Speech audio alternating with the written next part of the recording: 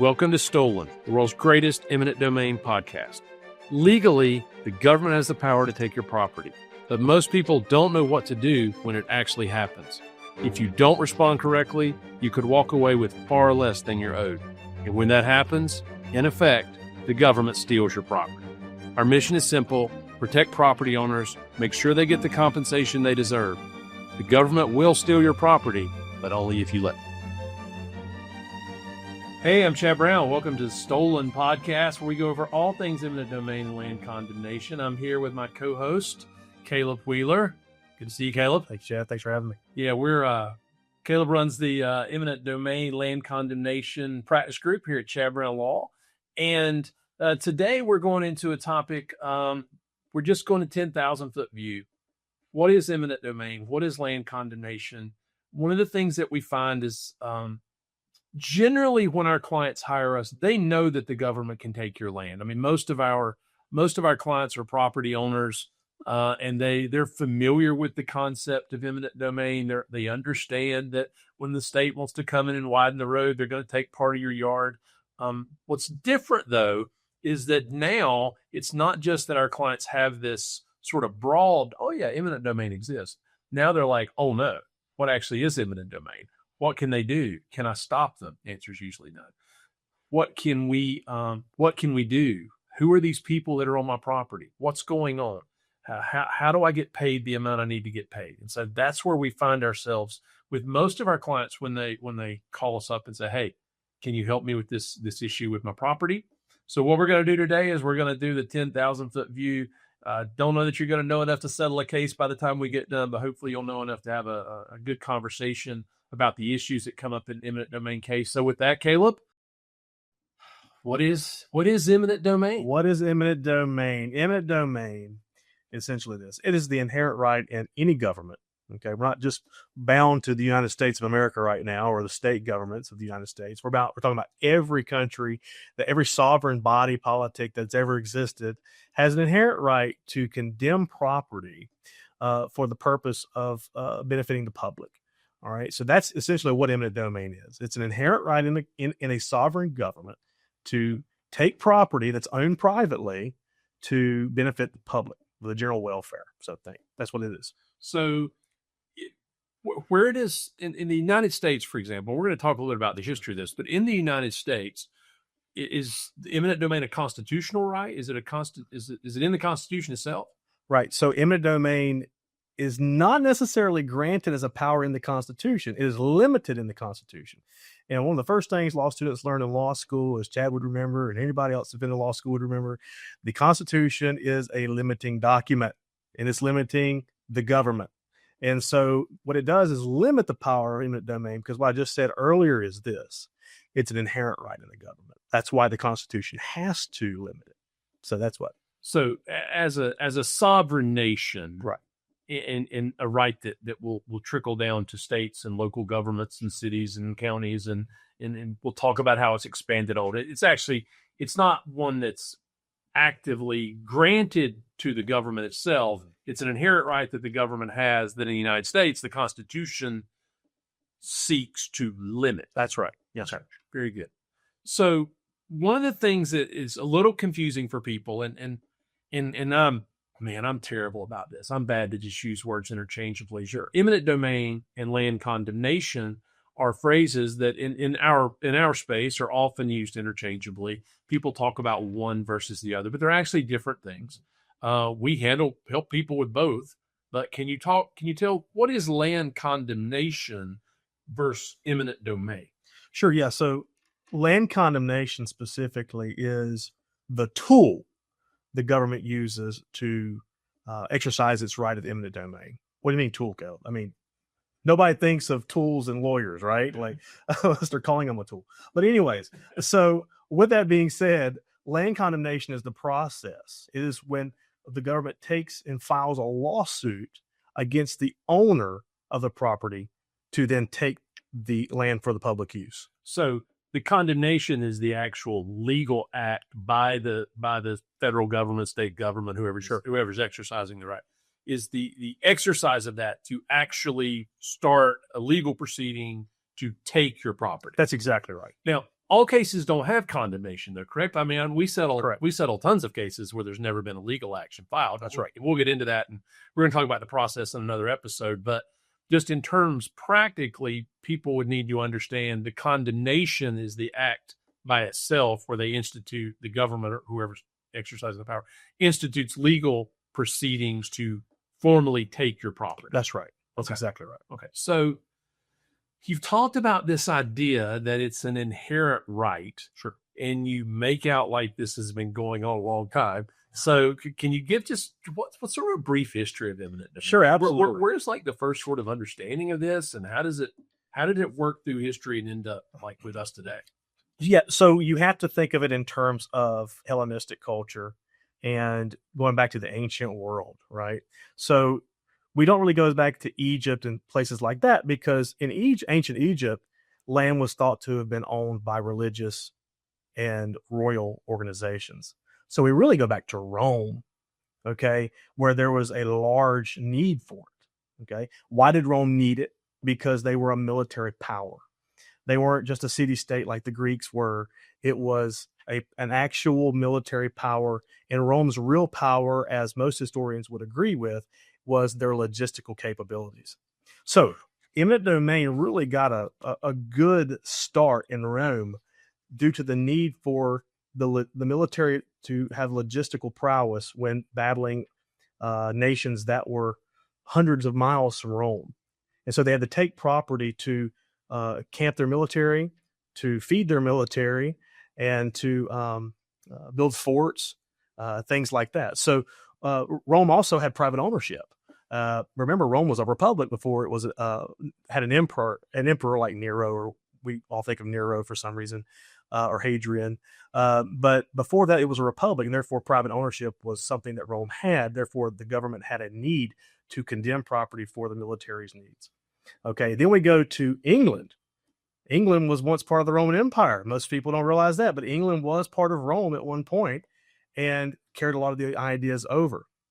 The interesting thing about England, especially around the 1200s, okay, the 13th century, is that land was largely owned by the crown and then lords.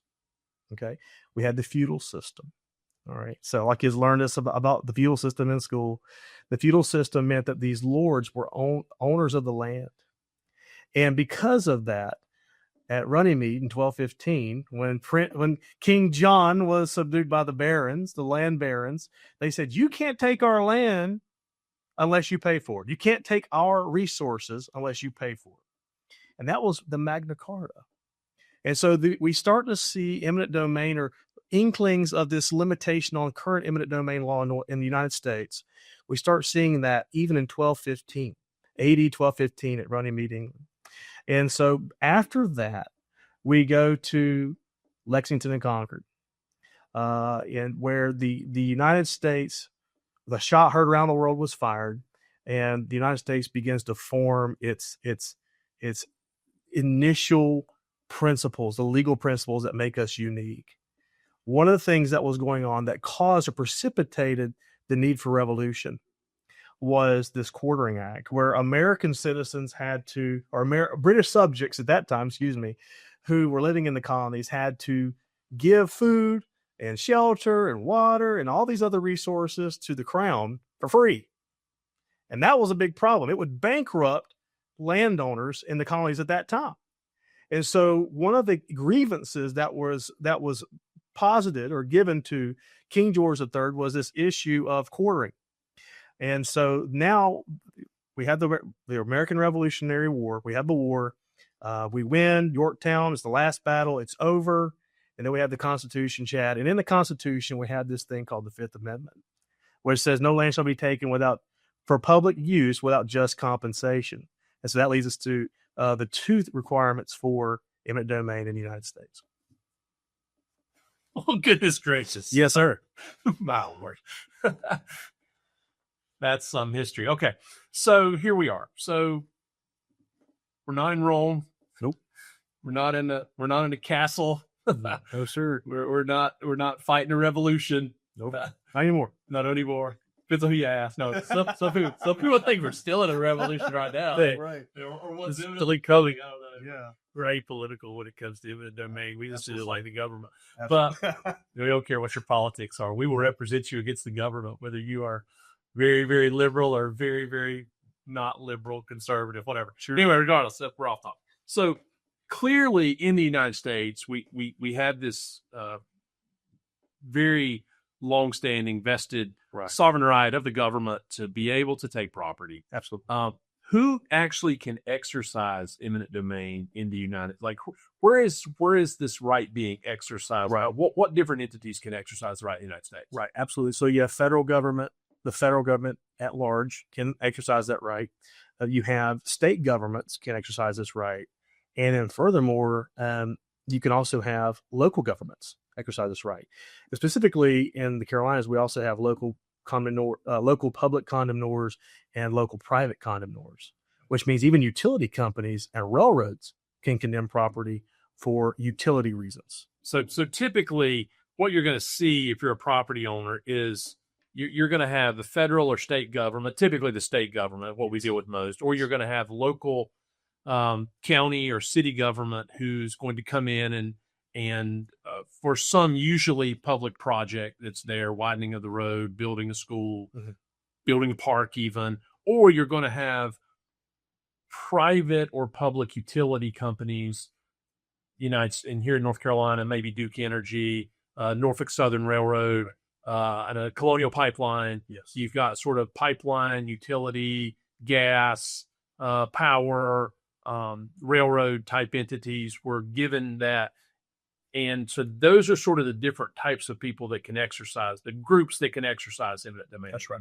Okay. So you mentioned that in the Constitution that there are requirements, though, limitations on when eminent domain can be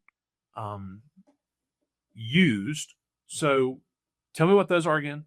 Yeah, so it's just compensation. Okay. And public use. Public use. Okay, so public use, let's start there. So there has to be a public use for a government entity or a utility to come in and take your property. Is that true? That's true. Okay, so what does that mean? Yeah, so public use is required for eminent domain specifically. Obviously, if your house is being foreclosed because you're not paying your taxes, that's a whole different issue altogether. But if we're talking about eminent domain, public use is definitely required. So what it means is when the government takes your land, it is required that that taking be for the benefit of the general public. Okay. And so when we look at that more specifically, some of the courts have interpreted that as what is the paramount question, the paramount issue behind that taking? Is it benefiting a private entity, or is it to benefit the general public? Is it for the prosperity of the general public? And that's the question. That's the controlling question that some of these courts are going to look at when determining whether or not the taking is actually for public use. So we live in, I live in Cornelius, just north of Charlotte. You live in Statesville. Our office is in Mooresville. Super fast growing area in North Carolina. Absolute gridlock on some smaller roads as you're trying to get in and out of Charlotte or getting in and out of Mooresville. I know you live that daily, and that you bought your new house, so you got to deal with that. So, but that's a good example, because what happens is you have too much congestion on the highways. People can't get to and from to work efficiently, and people start complaining about it. They do studies, they look at it and say, you know what, it would be in the public's best interest if this were a 4-lane road versus a 2-lane road. Is that sort of like an example of how the process works? Yes. So essentially, elected representatives are hopefully going to be intimately aware of the needs of their constituency. And so with that being said, traffic studies will be conducted by engineers to see what can be done to remediate some of these issues with traffic. Right. So traffic is just one example. Another example, schools. Right. Schools are another big one. So in North Carolina, I know specifically schools can condemn property as well for parking lots. Private schools can even condemn property for water access. So these things are all going to be as a result of a growing infrastructure. Right. So, but generally, the foundational question to exercise the right of eminent domain is there must be a public use, not just some company thinks it would be better in their interest, but public use is expanded. This is another whole episode. I don't really want to get into this or not. Okay, so let's talk about it briefly because we have enough. Well, sure. I'm looking at the clock here. We got enough time. Okay. So there has been expansion of public use. There has been over the years, right? We're not the Roman Empire just taking land so we can house our troops. Right. We're not just building roads though. There is an expansion of it, correct? That's exactly. Without getting super detail. What's that? I understand. Yeah. So the Supreme Court has ruled that the public use can be met. The requirement for public use can be met if the government condemns property to essentially increase tax revenue. So if the government sees a piece of property that they can condemn and then hand over to a private entity who would then develop that property, thus increasing tax revenue, that would be public use in some courts. However, aren't they fighting about this with Buc-ee's?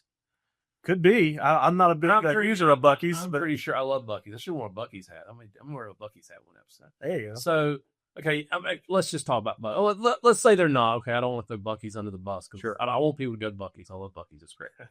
You can give me some Buc-ee's hats if you want to. Yeah. But let's just use Buc-ee's for example. Okay. Buc-ee's. If you've been to a Buc-ee's, like it's a whole act of Congress to be able to get in and out of a Buc-ee's. I mean, they got 975 gas tanks and 14 on-ramps to come in and out. Right. It's funny. My daughter was in school in Florida, so we stopped at Daytona Beach at Buc-ee's. And Jim Buc-ee's has the second largest number of visitors per year in Florida, only to Disney World. I did not. Wow, that's incredible. So we're at Daytona Beach Buc-ee's. There's like 14 million people go in and out at Daytona Beach Buc-ee's, but that's not the point. The point is to get into Buc-ee's at Daytona Beach, it's like its own exit ramp. Right. And then and then what happens is you have Buc-ee's and you have the Buc-ee's effect where now you've got a mall pops up beside it and you've got a business center pop up beside it. So next thing you know, so theoretically, there's a case on this. I'm going to find it. And we'll do that episode on Buc-ee's if I'm right. If I'm wrong, just ignore me and then we'll be an example. So Buc-ee's needs to, I think in the example, what they needed to do was they needed to annex an area to make it city so they could get access to water. So they changed the zoning of it, which is not exactly eminent domain. But let's just say, for example, they needed to be able to take, Johnny's parking lot so that they could get their on-ramp on and off in there. Theoretically, under the expansion of public use, if there was a big enough public benefit, a private entity could do that. Is that the point? Yes, or they could petition the local government to do that for them. Yeah, they ask the government to do it for them. Yeah, usually they're going to ask the government to do it because it's more palatable. Okay, all right, enough about Buc-ee's. So there has to be a public use. What's the second requirement? Just compensation. Just compensation. Okay, now we're talking because that's what people want. Because people come to us and they ask two questions. First question is, can they do this? And the answer is, well, they've usually already done it. So the answer is yes, right? They can do it. They've already done it. We're going to talk about another episode about what you could do if you don't want to take your property. It's way, way before they actually do it. But they take your property. The people come to us and they say, okay, well, I think it's ridiculous what they offered me. Stolen, what it feels like. Mm-hmm. So it's ridiculous what they've offered me. I want to think I should be paid more. How does that factor into this concept of just compensation? Absolutely. So just compensation is what obviously the Constitution and the courts have required the government to give somebody in order to take their property through in a domain. Okay. The issue is, what is just compensation? What's just compensation even mean? And over and over, it's been interpreted to mean fair market value. Fair market value as of the date the property is taken. Okay. So for a lot of people, before litigation or before anything is filed with the courts, the date of take could be whenever the appraisal is done, anything like that. It's a very squishy issue at that point. When a lawsuit is filed, then fair market value as of the date the lawsuit is filed against the homeowner. And so we have to use these dates to figure out exactly what compensation would be in the market. So fair market value is the controlling issue there. And that's typically how appraisers are going to approach it. So if there's a public use, sure, they can take your land as long as they pay you fairly for it. That's right. So the linchpin of eminent domain is trusting the government to treat us fairly. It would seem so. It would seem so. I just don't think that happens. It doesn't. I mean, I look at these cases, they come in all the time. I mean, I look at the short answer, they're not being treated fairly. Yeah, the short answer is absolutely no on that. It's actually incredible. So yeah, the just compensation bit is the actual sticking point for a lot of these cases, Chad. And we talk, if you go back to episode 1 and look where we talked about sort of what an eminent domain lawyer is and what they do, I'm assuming then a big part of what you're doing day to day, managing our eminent domain practice group, is you're dealing with people whose property's been taken, and we're in the midst of this issue of, have they been treated fairly, and if they haven't, how do we get them treated fairly so at least they can, if they're going to lose their property, they at least can be compensated, correctly for it. That's right. Because the issue really, at the end of the day, is obviously not whether or not the government's treating me nicely. It's whether or not they're getting enough money to compensate them for the loss in value of their property. And so that's important, as we talked about in earlier episodes, with regards to the value of that property for resale purposes, for loan purposes, to protect that investment. Right. That's really what it's all about. So can't stop them usually. What we can do is hold their feet to the fire to make sure that they treat you correctly. That's exactly in terms of price. That's right. Very good. All right, that's all the time we have today.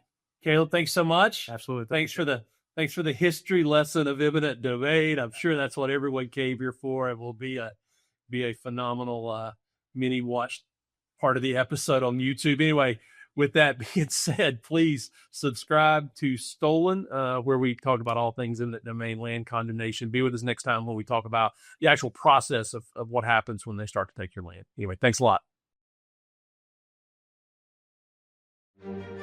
Thanks for watching.